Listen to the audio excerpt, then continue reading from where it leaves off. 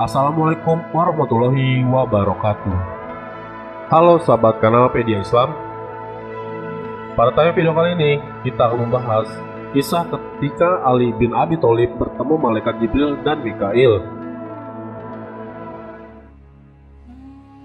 Suatu ketika Ali bin Abi Thalib baru saja pulang dan berkata kepada istrinya, "Wahai Fatimah, apakah kamu mempunyai makanan untuk suamimu ini?"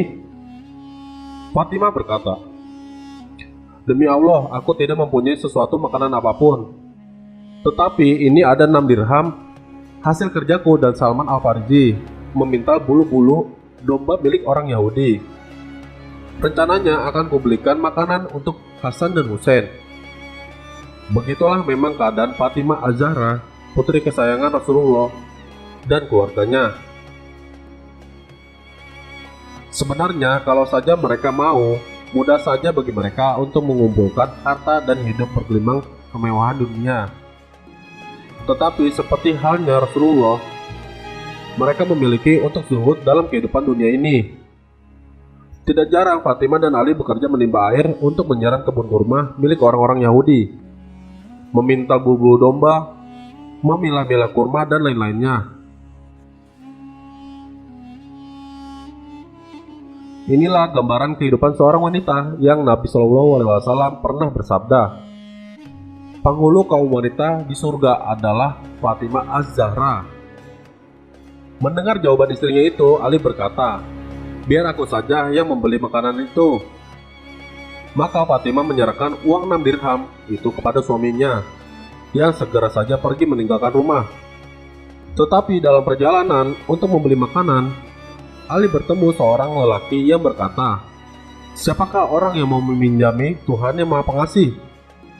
Zat yang selalu menepati janji?" Tanpa berpikir panjang, Ali menyerahkan uang 6 dirham hasil kerja istrinya itu kepada lelaki itu. Ia bukannya tidak ingat kalau keluarganya sedang kelaparan. Tetapi demikianlah memang didikan dan contoh yang diberikan Rasulullah SAW. Bagi umumnya, orang yang mungkin tidak mengapa jika mengurangi kadar dan kualitas dari yang dicontohkan Nabi sebatas kemampuan masing-masing, tetapi tidak bagi Ali. Sejak balita, ia diasuh Nabi, bahkan kemudian dinikahkan dengan putri kesayangan beliau. Kalau ia bergeser terlalu jauh dari didikan Nabi, tentulah telah menjadi kesalahan besar baginya. Setelah itu, Ali segera kembali ke rumah, dan Fatimah menyambut dengan menangis ketika melihat tidak membawa apa-apa. Ali berkata, "Wahai Fatimah, mengapa engkau menangis?" Fatimah berkata, "Wahai suamiku, engkau pulang tanpa membawa sesuatu?" Ali menjawab, "Wahai Fatimah, aku meminjamkan uang itu kepada Allah." Tanpa penjelasan lebih banyak, Fatimah berkata, "Sungguh, aku mendukung sikapmu itu." Tidak tahu lagi apa yang harus dilakukannya, Ali segera keluar rumah dengan maksud menemui Nabi SAW. Tetapi di tengah perjalanan, ia bertemu seorang Baduy yang sedang menuntun seekor unta. Si Baduy yang tidak dikenalnya itu berkata, "Wahai Abu Hasan, belilah unta ini." Ali berkata, "Aku tidak mempunyai uang."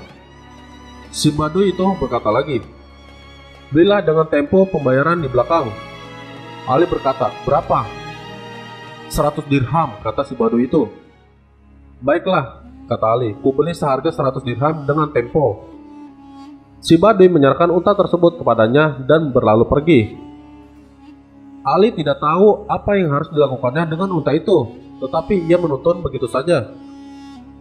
Belum jauh berjalan, tiba-tiba muncul seorang Baduy lain menghampirinya dan berkata, "Wahai Abu Hasan, apakah engkau ingin menjual unta ini?"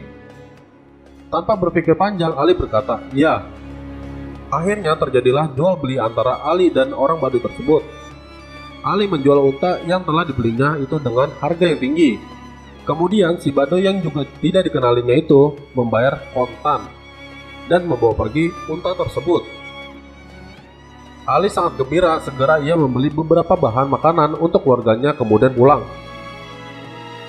Kali ini Fatimah menyebutnya dengan tersenyum dan berkata, "Wahai Abul Hasan, apa yang terjadi kali ini?"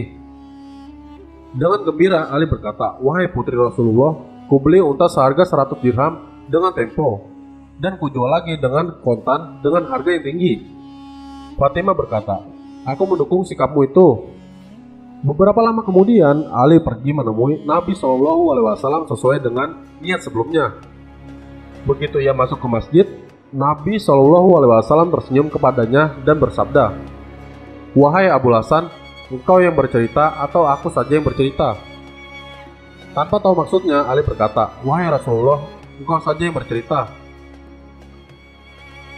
Nabi SAW bersabda, "Berbahagialah engkau, Abul Hasan, engkau telah meminjamkan 6 dirham kepada Allah. Maka Allah memberimu 300 dirham. Setiap dirhamnya dibalas dengan 50 kali lipatnya." Orang Badui yang pertama menjumpaimu adalah malaikat Jibril, sedang yang kedua adalah malaikat Mikail.